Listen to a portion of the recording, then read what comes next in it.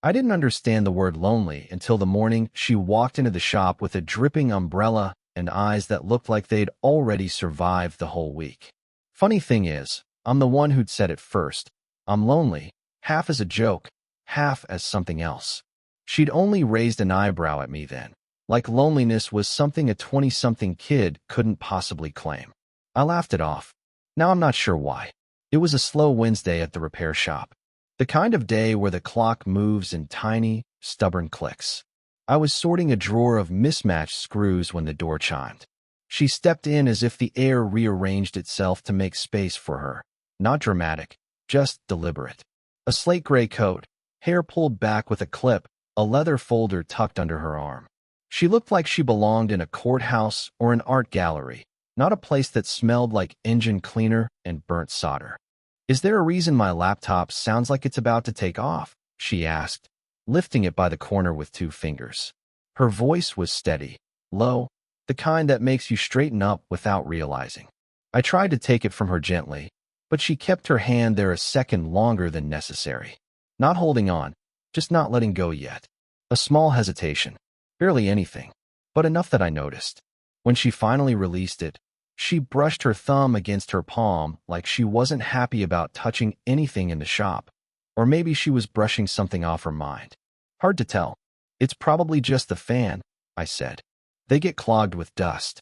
"That's comforting," she murmured, lips twitching before settling into a faint, almost smile. I started opening the case at the counter while she stood a step away, looking around the shop like she was trying to understand why anyone would willingly work here. The fluorescent lights hummed. A metal shelf rattled when a truck passed outside. But the only sound I kept noticing was her quiet breathing. Too soft, too controlled. "You work here alone?" she asked. Most people ask out of politeness. She asked like she already suspected the answer. "Yeah," I said. "Just me today." A nod.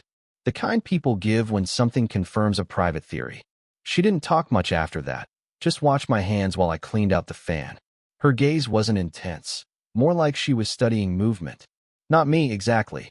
The space between things. I kept pretending to be absorbed in the screws, but my fingers betrayed me. They fumbled once, slipped off the screwdriver. A tiny clatter. She looked up sharply. "You okay?" she asked. For some reason the way she asked made my throat tighten. Not in a dramatic way, just strange, like no one had checked on me in a while. "Yeah, just dusty," I said, forcing a laugh. And then it happened, the kind of moment you can't choreograph. She reached out, not touching me, but close enough that I felt the air shift. Her hand hovered near mine, like she intended to help, but reconsidered halfway. A small act. A non-act, really, but it sent a pulse through my chest. "Let me know if you need another set of hands," she said softly, withdrawing her hand like it had betrayed her. I finished the repair in record time just to have something to do with myself. When I handed the laptop back, our fingers didn't touch, but they could have. 1 inch. Maybe less. She thanked me with a quiet sincerity that didn't match the rushed world outside. And then she left, the door chiming behind her, her umbrella tapping softly against her boot. I stood there long after she was gone, staring at the counter like it might offer answers. Because the truth is, I'm still trying to figure out why that almost touch felt louder than anything else in the room. The second time she came in, she didn't look like the woman with the polished confidence and clipped sentences. She looked tired, not sloppy. Nothing about her ever slipped that far, but softer around the edges. Her hair was down this time, a little uneven from the wind, and she carried her laptop under her arm like it weighed more than it should. "I think it's doing the thing again," she said, pushing the door with her shoulder instead of her hand. It swung shut behind her with a dull thud. I was reorganizing a shelf and nearly dropped an entire box of cables when I turned. She didn't seem to notice. She was already looking at the counter like she needed something to hold herself steady. "You can leave it," I said, stepping closer. "I'll check it." For a second, she didn't move. Her fingers tightened around the laptop, not protectively, but like she needed the anchor. Then she slowly set it down. Up close, she looked worn. Subtle things. The faint shadow under her left eye. The way the corner of her mouth didn't quite lift when she tried to smile. And her hands, steady, long fingers, but tense, like she'd been clenching them earlier. "Rough day?" I asked, immediately regretting the question. She gave a soft, humorless laugh. Something like that. Her voice had a crack she tried to hide with a breath. Not a break, just thin in the middle. She caught herself, straightened, tucked a stray strand of hair behind her ear. Guard going back up. I started working on the laptop, pretending not to be aware of the silence settling between us. She paced slowly around the shop, fingertips drifting along the shelves. Not touching anything. Just hovering above the surfaces like she needed to keep her hands busy without leaving a mark. "You always keep it this organized?" she asked. Her tone was light, but her eyes weren't. Distracted. Somewhere else entirely. "I try. Gives me something to do." She nodded, though the answer didn't really reach her. She leaned against the counter then, slowly, like she was giving in to gravity instead of choosing the spot. When I glanced up, her gaze wasn't on the laptop. She was looking at me. Not directly. More like she was studying the side of my face, the space near my hands. Then, as if realizing it, she turned her eyes away too fast. I didn't call attention to it. Didn't breathe for a second, either. "You okay?" I asked quietly, mirroring the same question she'd asked me the first time. She pressed her lips together. A long pause. Then another. "I didn't sleep much," she finally said. "Work, life, everything felt loud last night." She didn't owe me that explanation. I knew it the moment she exhaled, the way her shoulders lifted and dropped like she'd revealed more than she planned. Something inside me tightened. Not attraction, not yet, something gentler. A pull. The kind you feel when someone tries hard to hold themselves together. I fixed the issue faster than last time. She was watching again, but differently. Less analyzing, more present. When I handed the laptop back, her fingers brushed mine. A small touch. Barely anything. But she didn't pull away immediately. She looked up at me then. Eyes softer, but unreadable. "Thank you," she said. "Not for the repair. Something else." She held my gaze a second longer than she should have. And even after she left, even after the door chimed and the sound faded, I could still feel the warmth of that almost intentional touch lingering on my skin. She came in late this time, later than anyone ever should for a repair shop. The street outside was glossy with rain, the kind that made the neon sign in the window flicker like it couldn't decide whether to work or give up. I was already halfway through locking the side door when I saw her standing just inside the doorway, coat damp, hair darker from the weather. "I know you're closing," she said, breath uneven. "I just didn't want to go home yet." There are sentences that sit in the air longer than they should. That one stayed between us like a fragile object neither of us knew how to hold. "You can stay," I said quietly. "I'm not in a hurry." She exhaled, not relief, not exactly. More like a slow surrender. Then she stepped further inside. Only a few feet, but it felt closer than before. I turned the sign around, closed, but didn't lock the door. She noticed. Her eyes flicked to the bolt, then to me. "I'm not trapped," she murmured. A strange sentence. Soft. Half a joke, half a truth she wasn't explaining. The rain beat against the windows in an uneven rhythm. She sat on the stool near the counter, brushing damp strands of hair back behind her ear with small, distracted motions. "You look—" I started, then swallowed the rest. Tired felt too blunt. Beautiful felt inappropriate. Different felt vague. She saved me. Like I've had a long night. Something like that.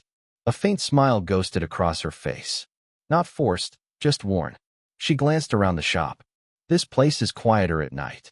"It's quieter when you're here," I said before thinking. Her eyes lifted to mine. Still, studying. Not reacting, but not ignoring it either. Something caught in her throat. A breath, or a word she decided not to say. "I used to like nights," she said.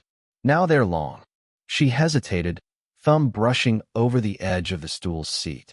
"I don't usually talk like this." "You don't have to explain." "I know," she whispered. "But I'm explaining anyway." Another silence. Not uncomfortable, just thick. Then her phone buzzed. She flinched. Not dramatically, just a small, instinctive recoil. A name flashed across the screen. I didn't read it fully, but I caught enough to know it wasn't someone she wanted to hear from. Her jaw tightened. She let it ring. When it buzzed again, she silenced it with a sharp tap, like punctuating a thought she didn't want to finish. I should go, she said softly, but didn't stand. Thunder rumbled in the distance. Another hesitation. Her fingers tapped the counter, restless. Then she lowered her voice. Can I tell you something? Just don't make anything of it. I nodded. I didn't come here for the laptop tonight, she said. I just didn't want to be alone. Not after that call. Her words hit me in the chest with a quiet force. Not romantic, something lonelier, more raw. I get that, I said. She looked at me. Really looked. Eyes searching like she was checking whether I meant it. Then she leaned slightly toward me. Not enough to cross a line, but enough that I felt her warmth, the nearness of her breath, the subtle scent of rain on her coat. For a second, I thought she might tell me the whole story. The reason for the call, the reason for the tension in her shoulders, the reason she kept ending up here at night. But instead she whispered, almost too soft to hear, "Don't be kind to me right now." Not a warning, not a plea, something in between. I swallowed, pulse tight. I wasn't going to. I know, she said, cutting me off gently. Her hand moved, just an inch, brushing the counter near mine. Close enough that if either of us shifted even slightly, our fingers would touch. She didn't move closer. I didn't either. The air between our hands felt electric and impossibly fragile. And then, right as her fingers curled like she might reach that last inch, her phone buzzed again. She pulled her hand back. The moment broke, but the echo of it stayed, pulsing in the space she'd almost crossed. The next time she came, she didn't bring the laptop. She didn't bring anything, actually. No bag, no coat, no excuse. She just stood in the doorway of the shop for a long moment, as if deciding whether she was allowed to step inside. The late afternoon light behind her made her look almost unreal, but her expression was painfully human. "Are you busy?" she asked. I wasn't. I said nothing anyway, because the question wasn't about the shop. She stepped in. The door clicked shut behind her, sealing the quiet. For once, she didn't wander the shelves or pretend she was here for some repair. She walked straight to the counter and rested both hands on its edge, her head bowed slightly, eyes on a tiny scratch in the wood. "You're not supposed to be this easy to talk to," she said, almost whispering. My mouth went dry. "I'm not trying to be." "I know you're not," she said. Then she looked up. Her eyes held something raw, not tears, not fear, something that wasn't meant to be seen by anyone, least of all me. She exhaled like it cost her something. "We can't keep doing this." There it was. Not the confession I'd imagined, not even a clear accusation. Just that line. Heavy, shapeless, true. I leaned against the counter to steady myself. "Doing what?" "You know," she said, but her voice wavered. "This, wandering toward each other and pretending we're not." The silence that followed wasn't empty. It was packed with unsaid things, with mistakes that hadn't happened yet, with whatever lived in the inch that had hovered between our hands last time. I swallowed. "I didn't mean for anything to be. I'm not blaming you." Her interruption was soft but firm. She stared straight at me. No shield this time. "I don't understand what I'm doing," she said. "That's the problem." Her fingers tapped once on the counter, a small tremor she couldn't hide. "So tell me," she added quietly, "what are we doing?" Her question hit deeper than it should have. Maybe because I didn't have an answer that wouldn't break something. "I don't know," I said, "but I don't think I want to stop." She inhaled sharply, the kind of breath someone takes when the truth lands too close. Her jaw clenched. Not anger, restraint. "This isn't harmless," she whispered. "It doesn't feel harmless," I admitted. That made her look away. She pressed a hand to her forehead, thumb rubbing slowly at her temple. A small, tired gesture. Then she laughed, a thin, shaky sound. "I'm old enough to know better," she murmured. "And I'm young enough to pretend I don't," I said quietly. Her breath caught. She froze, hands still against her forehead, eyes searching mine like she wanted me to take the words back. But I didn't.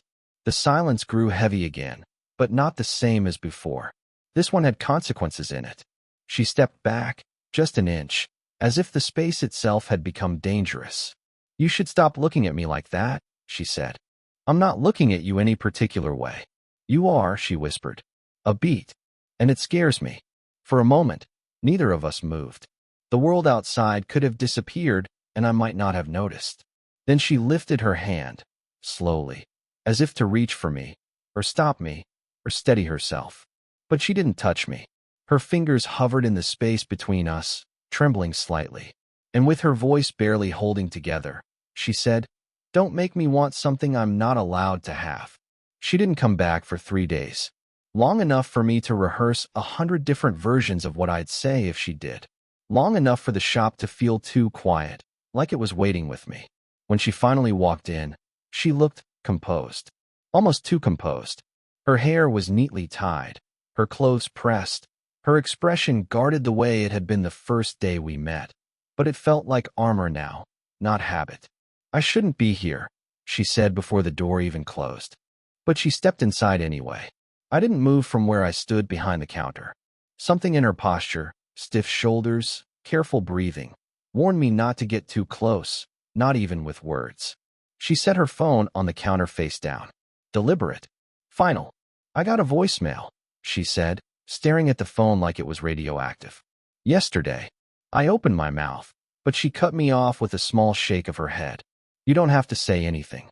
I just need to tell someone. And I don't know why you're the person I'm choosing." My heart tightened. She pressed her fingertips into the edge of the counter, grounding herself. "When I left my husband," she said quietly, "it wasn't because of fighting or betrayal.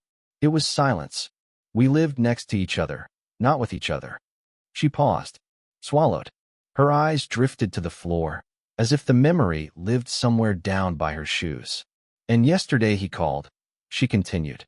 "I thought he wanted something practical, documents, bills, whatever. But he didn't." Her voice thinned.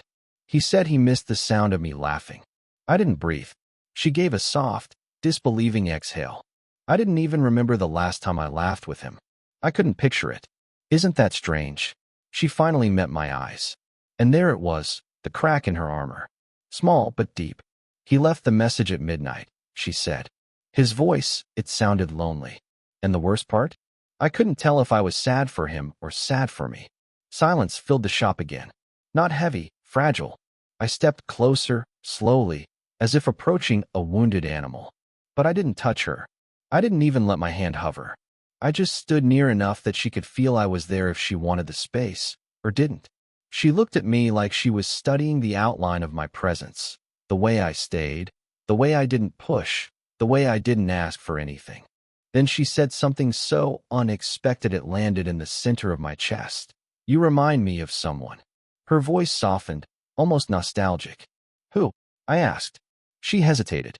Her gaze drifted to the window, where the weak afternoon light made her look both older and impossibly young. "Myself," she whispered. I blinked, trying to understand. "When I was your age," she said, "I used to care about things the way you do. Quietly but fiercely. I used to look at the world like it still mattered." Her throat tightened, but she kept going. "And when you look at me, I see that girl again. Just for a second." My pulse kicked in my ears. She reached for her phone, but didn't pick it up. Her hand rested over it, trembling slightly. "And I think that's why I'm scared," she said. "Because you see parts of me I forgot existed." The words pierced deeper than any confession could have. She took a slow breath, steadying, centering, then looked at me with an expression I couldn't decode but felt everywhere. "Don't take this the wrong way," she murmured, "but I don't know what to do with the version of myself you make me remember."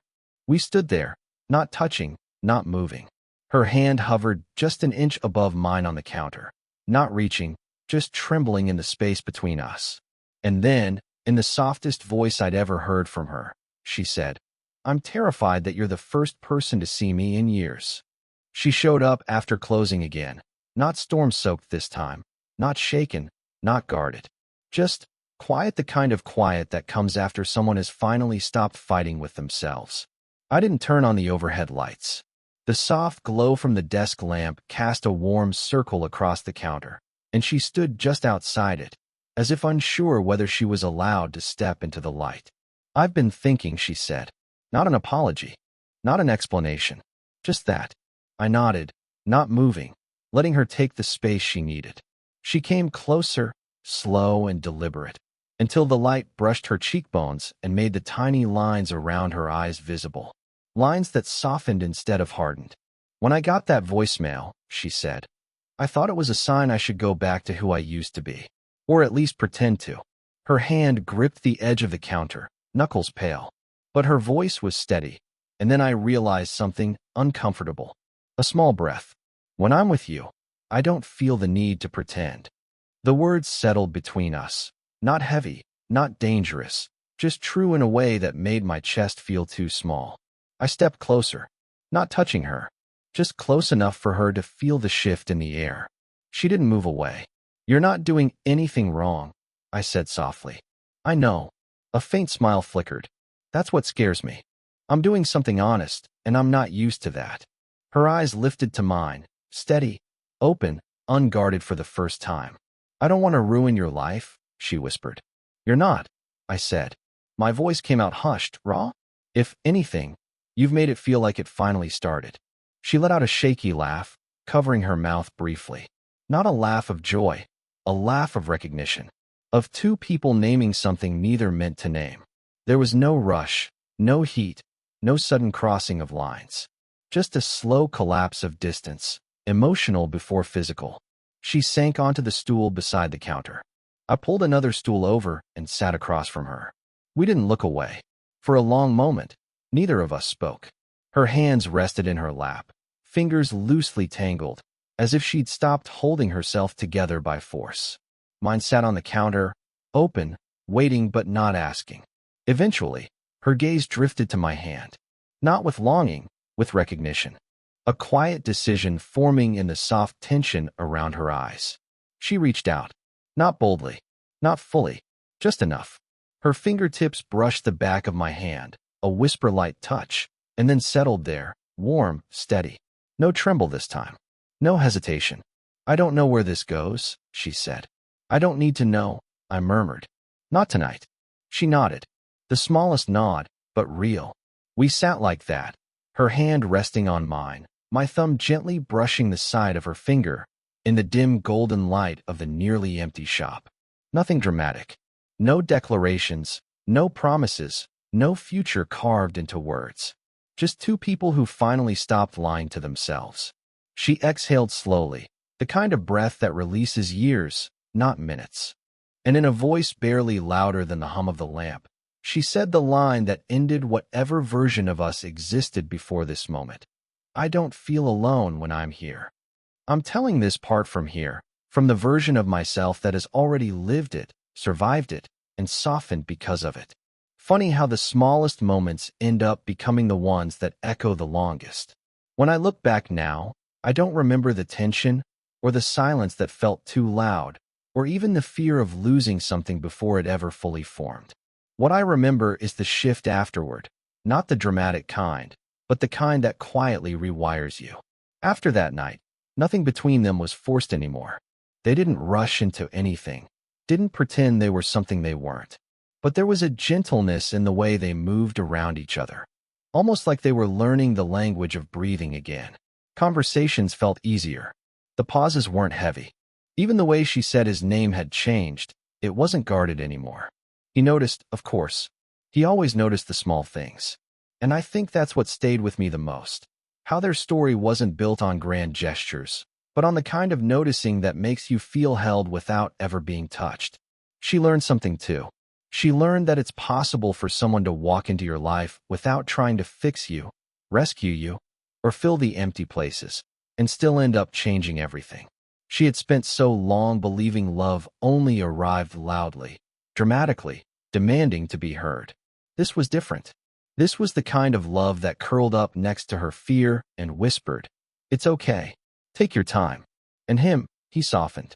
Not in a way that took anything from him, but in a way that made space for her. He'd always been someone who carried the weight of being the steady one, the person others leaned on. But with her, he learned that letting someone lean on you doesn't mean you have to stand perfectly still.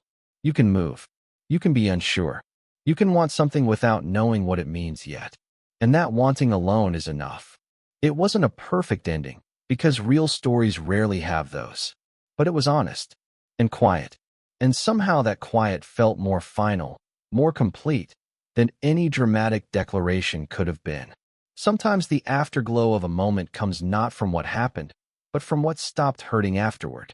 They both walked away from that night different, not drastically, not visibly, but unmistakably, like two people who had finally admitted to themselves that they were allowed to feel something real again, allowed to hope, allowed to choose each other slowly.